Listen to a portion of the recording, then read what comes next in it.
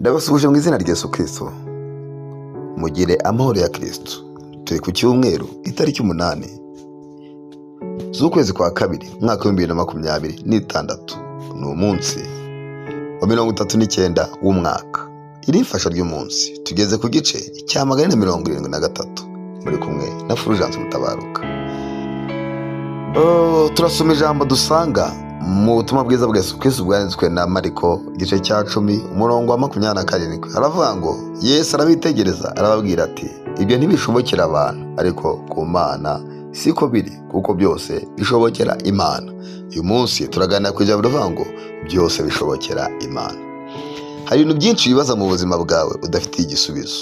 Hari ibyo utekereza ubona rwose bisa nkaho byakuyobeye. Urebye hirya no hino nta nzira, nta gisubizo, nta butabazi. Ufite byinshi wumva wagira, ufite byinshi wakora, ariko mu by'ukuri nta cyerekezo cyabyo.